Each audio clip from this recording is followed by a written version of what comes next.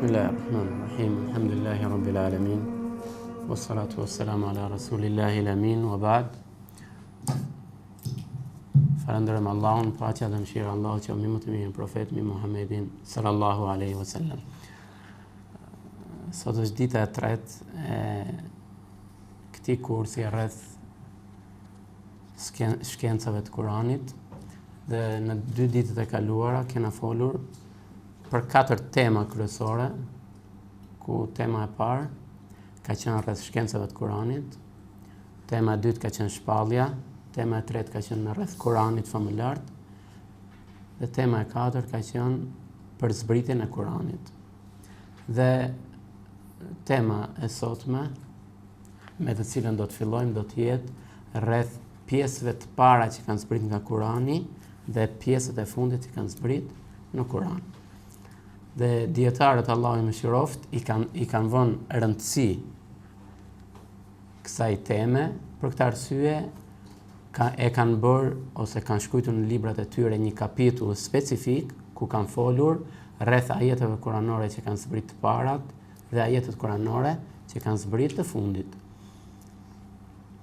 Dhe tema pasaj do të jetë rreth ajeteve kuranore që njihen me emrin ajetet kuranore të Mekës dhe ajetet kuranore të Medines, që pak a shumë janë 2 tema të përafta me njëra tjetrën.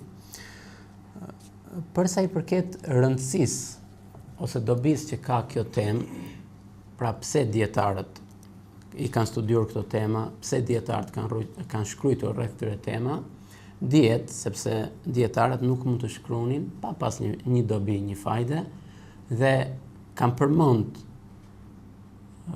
rreth këtyre temave apo arsyet që kanë shkruar rreth këtyre temave, kanë përmend disa arsye.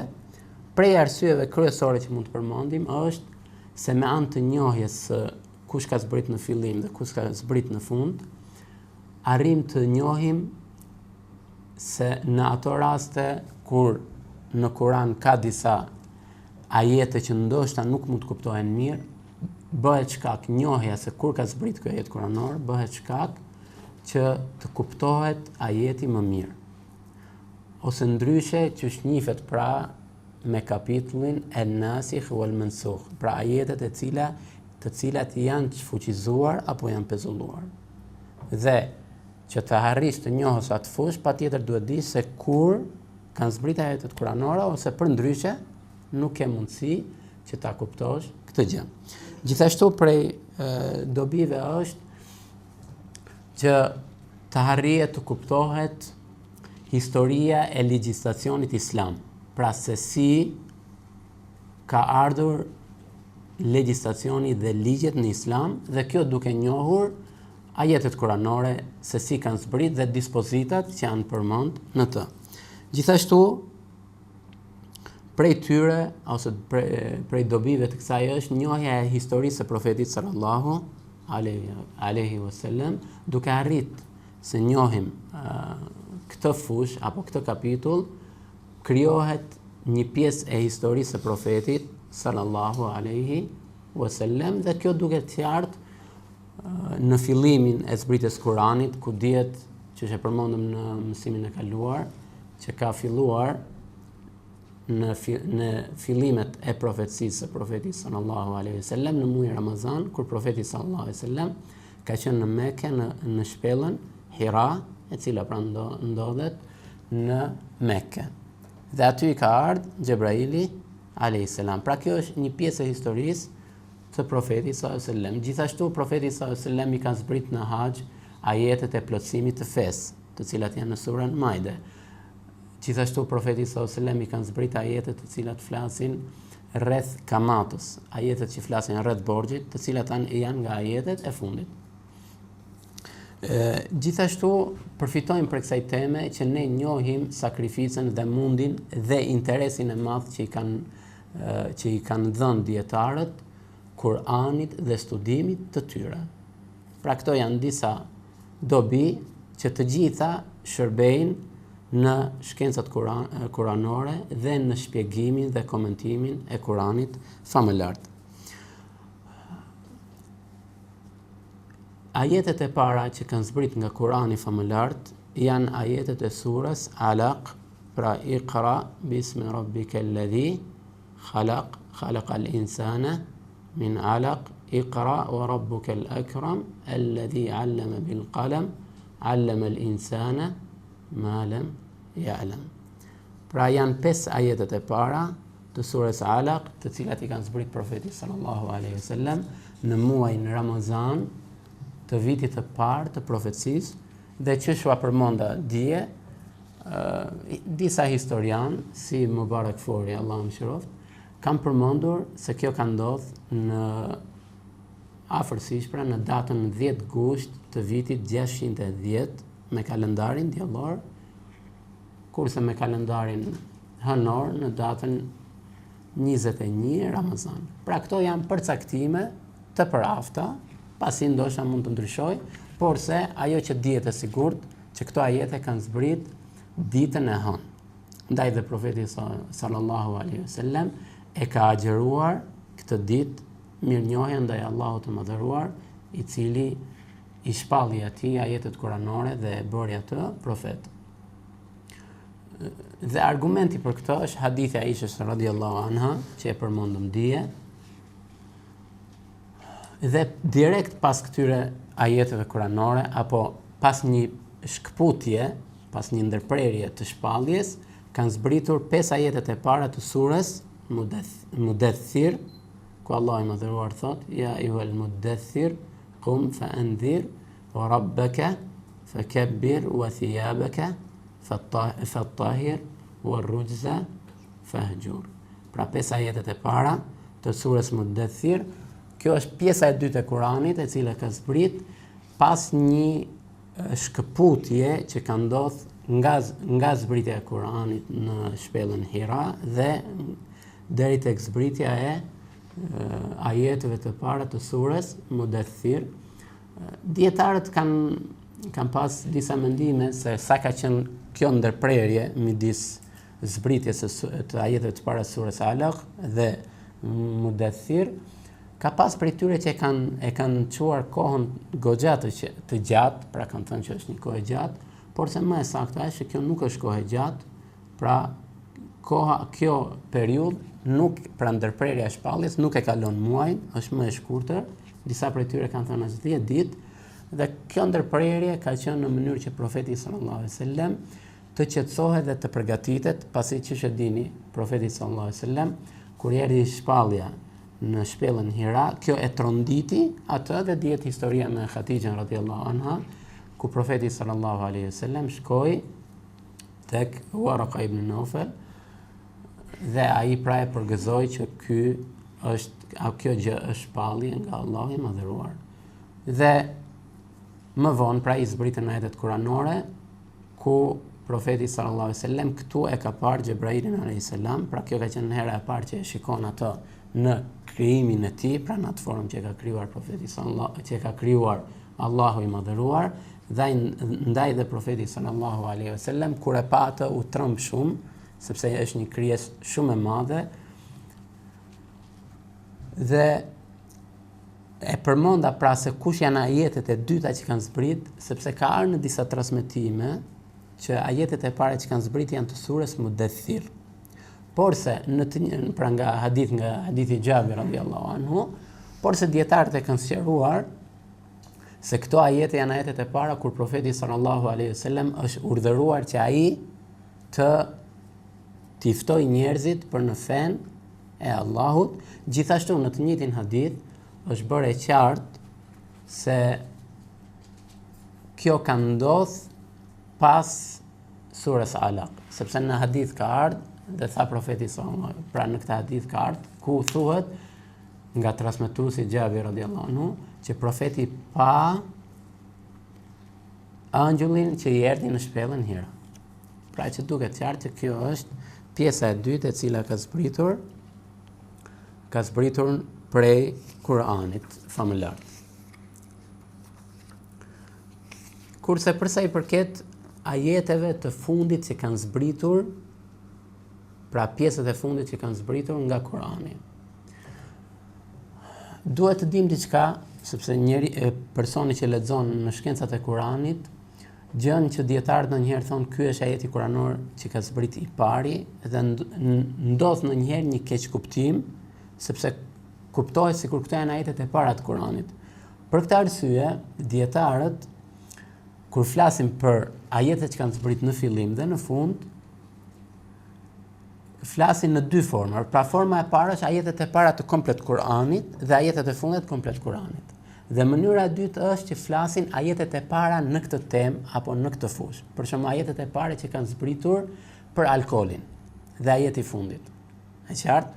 Pra ajetet e para që kanë zbritur në legjislacionin e trashëgimisë dhe ajetet e fundit.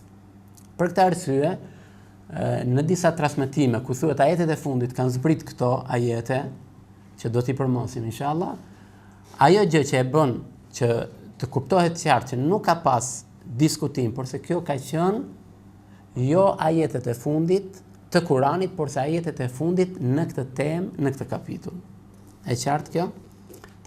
Kurse për sa i përket ajetet e fundit që kanë zbrit nga Kurani famëlar, dietarët kanë disa mendime, do të përmendim disa më kryesor prej tyre, ku kanë thënë se ajeti i fundit që ka zbrit nga Kurani famëlar janë ajetet e kamatës, pra ajeti 278 i surës Bekare, ku Allahu i madhëruar thot: "Ja ayyuhalladhina amanu taqullaha wa dharu ma baqiya min ar-riba." Pra o ju që keni besuar, kini frikë Allahun dhe largoni, distanconi nga kamata.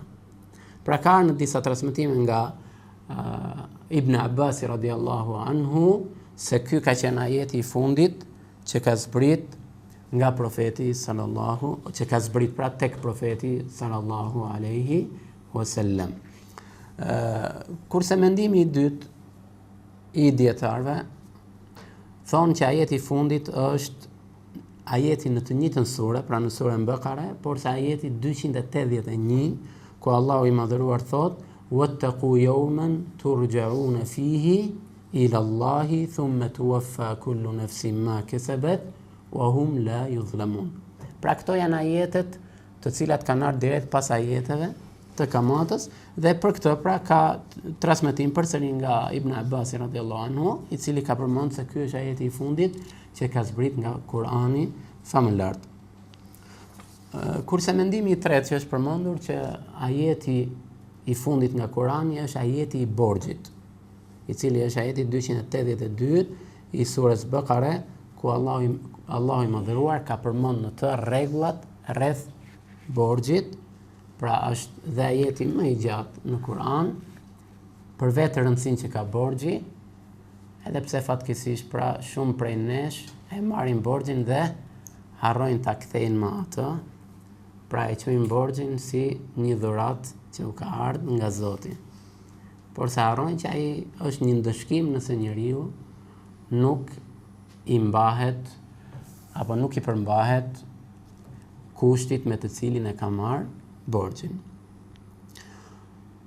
Dhe kanë thënë disa dietar se të treja këto mendime janë një mendim i vetëm dhe nuk mund t'i ndashë, këto janë tre mendime për të vetëm në arsye sepse këto janë ajete, pra nga ajeti 278 deri në ajetin 282 dhe kanë thënë që këto ajete kanë zbrit të gjitha së bashku. Për këtë arsye janë ajetet e fundit që kanë zbrit tek profeti sallallahu alaihi wasallam. Ndaj kur Ibn Abbasi ka thënë që ky ajet është ajeti i fundit, ka pas për qëllim si pjesë dhe për këtë arsye kanë thënë që këto janë ajetet e fundit që kanë zbrit tek profeti sallallahu alaihi wasallam dhe ka ardhur një transmetim që këto ajete kanë zbritur 9 ditë përpara se të vdiste profeti sallallahu alaihi wasallam dhe siç e dini profeti sallallahu alaihi wasallam ka vdekur në Rabiul Awwal të vitit 11 të emigrimit. Pra Rabiul Awwal është muji i tretë i kalendarit hënor dhe është mirë që ne si musliman t'i dim muajt e kalendarit hënor, sepse me të janë lidhur adhurimet dhe ky është një kalendar që e ka vendos Umar ibn al-Khattabi radhiyallahu anhu dhe e ka vendosur këtë kalendar që të ecin me të muslimanët, edhe pse fatkeqësisht sot pra shumë vende ose mund të themi që përveç Arabisë Saudite s'ka asnjë vend që të ecën me këtë kalendar. Kurse në Arabi Saudite akoma ecin me këtë kalendar. Pra, edhe pse kalendarin diellor e përdorin, por se kalendari zyrtar është kalendari anor. Pra, mund të themi që mendimi i parë i dietarëve është se këto janë ajetet e para që kanë zbrit nga, janë ajetet e fundit që kanë zbrit nga Kurani famëlart dhe ndoshta ky është dhe mendimi më i saktë se këto kanë qenë ajetet e fundit që kanë zbrit nga Kurani famëlart. Kurse mendimi i katërt apo mendimi i dytë mund të themi është ajeti i surës Nisa, ajeti pra 176 i surës Nisa, ku Allahu i Madhëruar ka folë në të për dispozitat e trashëgimisë. Pra ajeti kuranorës jesteftuneke kulillahu yuftikum fil kelala. Pra është ajeti i fundit i kësaj sure, i cili flet për dispozitat e trashëgimisë. Dhe çish e dini, feja islame i ka vënë një rëndësi specifike trashëgimisë, pasi në të është pasuria dhe njeriu e do pasurinë dhe në mënyrë që njerëzit dhe të afërmit mos të grinden me njëri tjetrin për trashëgimin, atëherë kanë ligje të qarta se kujt i takon pasuria dhe si duhet të ndahet, por se vrem që fatkeqësisht pra në shumë vende tek muslimanët kjo nuk praktikohet, por se përpiqet që secili ta marrë pasurinë apo në përgjithësi pasurinë e merr djali i pleqërisë. I them janë nga Shqipëria, nuk e di si i thonë këtu. Dhe fëmijët e tjerë, sikur nuk janë të këtij babe, këtij nëne, por se sikur i kanë gjetë në rrugë, kurse femrave s'u japin fare, origjinal që ka qenë në kohën e ignorancës, ku femrat nuk ishin pjesë në trashëgimi, por se fatkeqësisht ndonjëherë ato ishin, vetë ato ishin trashëgimi, pra që i trashëgonin njerëzit. Dhe kjo pra ka në transmetim nga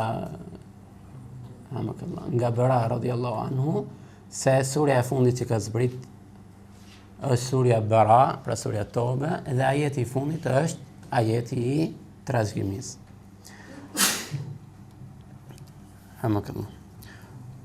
Kurse mendimi i tretë është se ajeti i fundit që ka zbrit është përsëri në surën Nisa, ajeti 93, i cili flet për vrasjen dhe bën prej gjunahe të mëdhaja që njeriu të vrasin.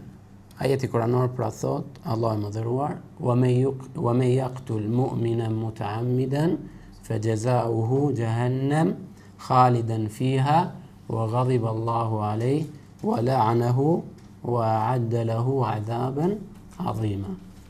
Pra, kuptimi i ajetit, dhe ai që vret një besimtar, ai do të ketë e vret një besimtar qëllimisht, pra, atëherë ndëshkimi i tij do të jetë, ka përmend Allahu 5 gjëra.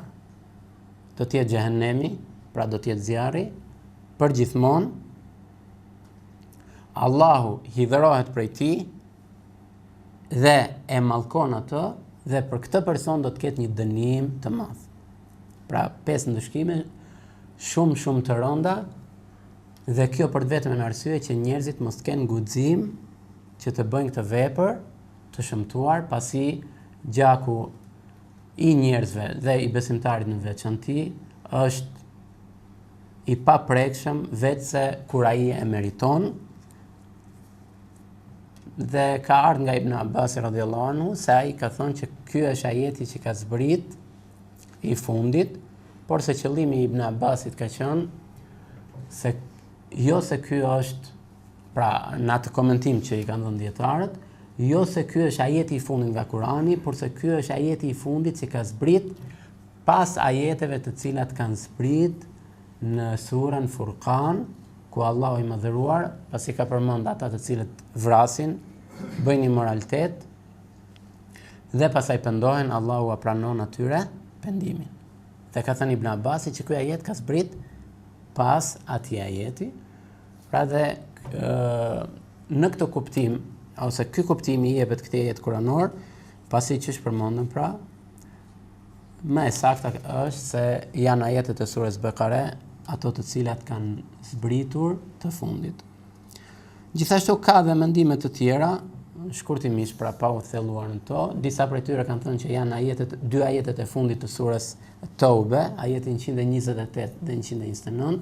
Disa prej tyre kanë thënë se janë është ajeti 195 në surën Ali Imran, Fastajabe lahum rabbuhum, kurse i surës Taube ishte laqad ja'akum rasulun min anfusikum, deri në fund të ajeteve. Pra këto janë disa mendime rreth ajeteve të fundit që kanë zbritur nga Kurani famëlar. Dhe që shë përmenda, pra mund të përmbledhim se ajetet e para që kanë zbrit janë të surës Alaq, pasaj 5 ajetet e para të surës Mudaththir, dhe ajetet e fundit që kanë zbrit nga Kurani janë ajetet e surës Bekare, me shpjegimin që përmendëm, ku është ajeti 278 deri në ajetin 282 të surës Bekare. Kurse ajetet e tjera kanë zbritur vonë, por se jo se ato janë të fundit fare.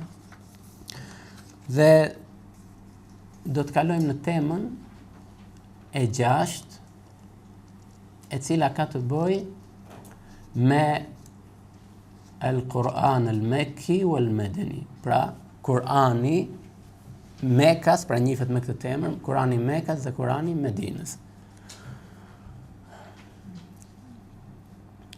Dhe përsëri kjo temë tregon për rëndësinë e madhe që i kanë vënë dietarët zbritjes së Kuranit. Pasi dihet profeti sallallahu alaihi wasallam ka jetuar 13 vjet pas profecisë në Mekë dhe 10 vjet në Medinë, dhe gjatë gjithë kësaj kohe ka zbritur Kur'an. Por se siç e dini, profeti sallallahu alaihi wasallam ka udhëtuar dhe jashtë Mekës dhe Medinës.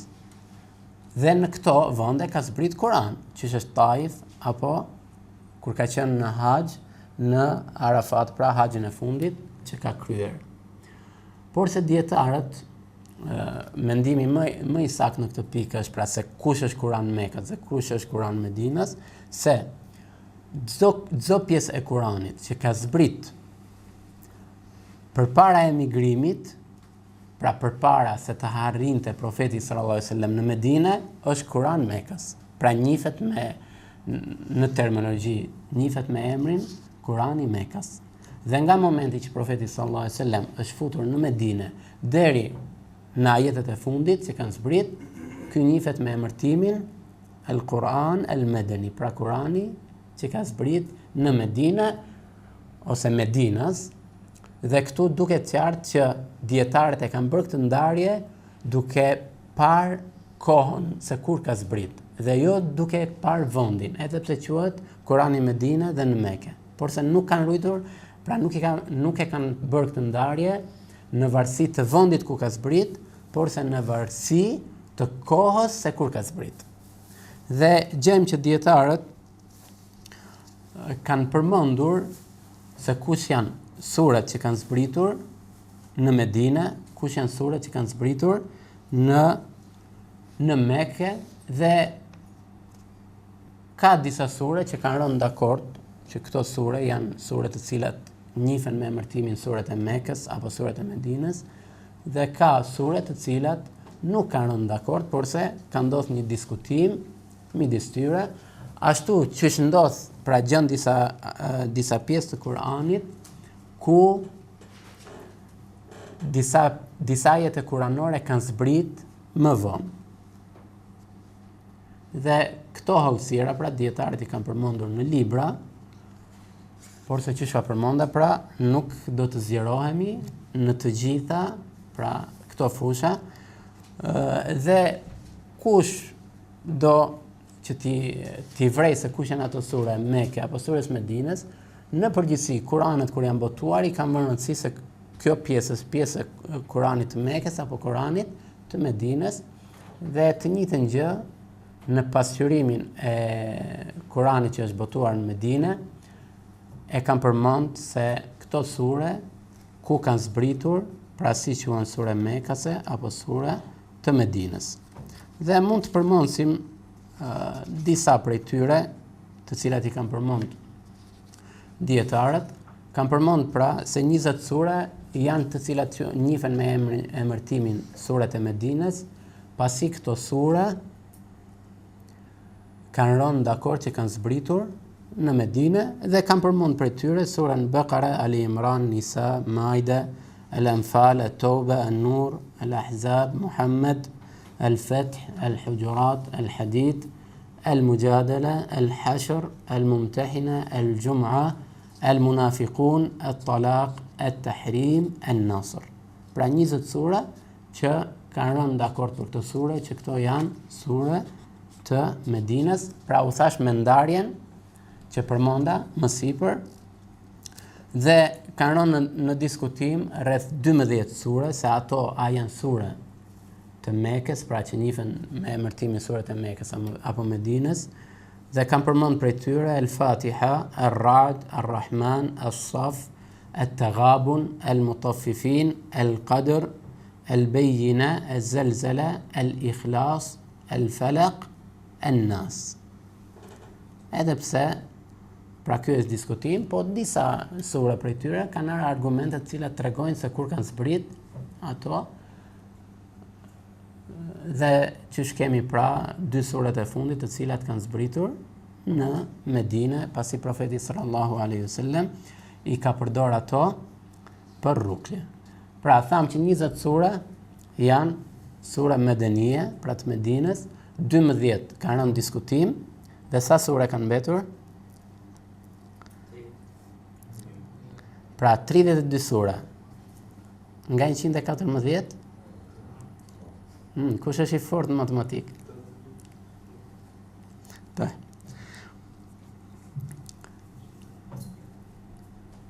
Pra 20, 12, 82, apo ja? 82 sura janë surat të Mekës, pra ku kanë në dakord dietarët. Por se që përmenda më lartë, që kjo sipas këtij përkufizimi, pra që suret e Medinës janë suret që kanë zbritur pasi ka emigruar profeti sallallahu alajhi wasallam, dhe suret e Mekës janë përpara se të emigrojë. Pra ndarësia me dy tyre kush është? Është arritja e profetit sallallahu alajhi wasallam në Medinë, sepse ka disa mendime të tjera, pra ka prej tyre që thonë shihet nëse kjo sure ka zbrit në Medinë apo rreth Medinës, atëherë është sura e Medinës, dhe nëse ka zbrit në Mekë apo rreth Mekës, atëherë është sura e Mekës. Dhe është një, pra në përcaktimin e sureve nuk mund t'i përmendim nga vetja jonë, por se ka nevojë për argument, sepse kjo është një pjesë e historisë ku nuk mund ta njohim vetëm me anë të argumenteve nga profeti sallallahu alajhi wasallam apo nga sahabët. Dhe për shembull prej tyre kemi dhe në hadithin që e përmenda dje, që Aisha radhiyallahu anha ka përmend se surja Baqara dhe Ali Imran ka zbritur në Medinë. Por se në përgjithësi dietarët kanë përmendur disa veçori që kanë suret e Mekës dhe disa veçori që kanë suret e Medinës.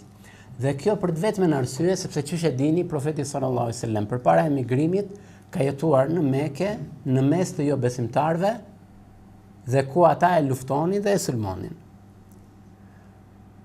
Kurse në Medinë jetoi në mes besimtarëve dhe u krijua shteti Islam. Kështu që mënyra se si do t'i flitet këtij populli ndryshon nga mënyra e popullit që ishte në Mekë. Këtu pra ka dhe një mësim për ne, që kur të flasim me njerëzit, të dimë se si të flasim me ata. Pra ka njerëz që do t'u flitet me atë gjuhë që ka përdor, ose me atë gjë që është përdor në suret e Mekës, ku i kanë vënë rëndësi besimit në Allahun, besimin në profetin dhe besimin në botën tjetër. 3 pikat kryesore për të cilat ka luftuar profeti sallallahu alajhi wasallam kur ka qenë në Mekë, kurse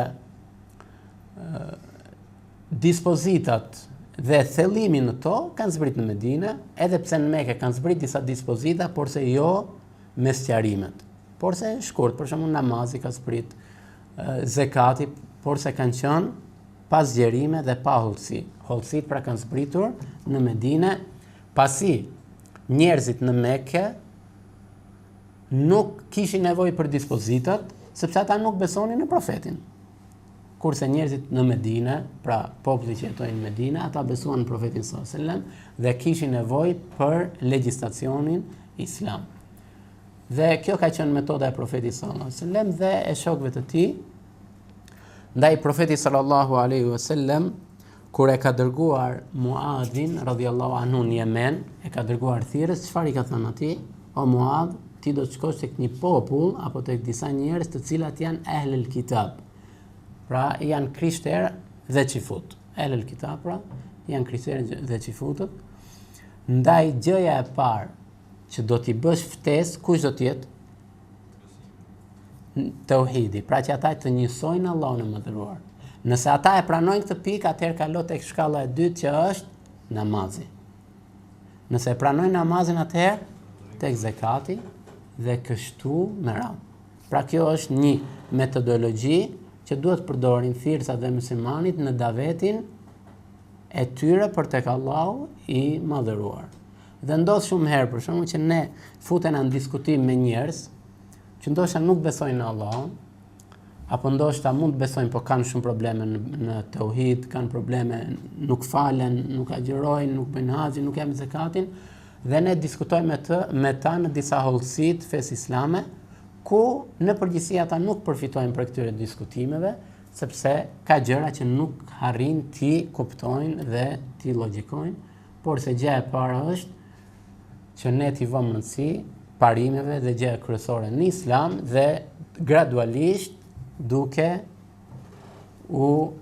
përmend tema të cilat i ka përmend ose rëndësinë e temave të islamit, pra gradualisht dhe jo të gjitha njësoj, apo me përmend gjërat që janë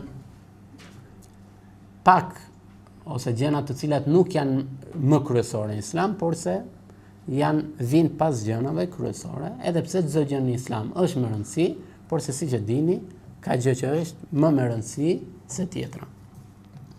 Dhe dietarët Allahu i mëshiroft kanë përmendur disa veçori, pra dalluese, se si ta dallosh që ky ajet kuranor ose kjo sure është sure mekie apo medenie, pra ka zbrit përpara emigrimit apo pas emigrimit, kanë përmendur disa cilësi, disa veçori, pra këto gjithmonë mbeten të përgjithshme, sepse çush u thash, hollësit pra duhet më u kthyer tek librat, tek fjalët që kanë tek hadithet dhe tek fjalët e sahabeve, ashtu pra që i kanë transmetuar apo kanë folur për to dietarët Allahu i mëshiroft. Prej veçorive që kanë përmend se surët e Mekës i vënë rëndësi akides, kurse surët e Medines i vënë rëndësi më tepër legjislacionit islam. Pra, agjerimi kur është bërë obligim? Në Medinë. Zekati, hollësitë e zekatit, kur janë bërë obligim? Në Medinë. Haxhi kur është bërë obligim? Në Medinë. Lufta në rrugt të Allahut kur është bërë obligim? Në Medinë. Mënyra se të ndahet trashëgimia kur është bërë obligim? Në Medinë. E kështu me radhë. Pra kjo është veçoria e parë për të cilën e kanë përmendur dietarët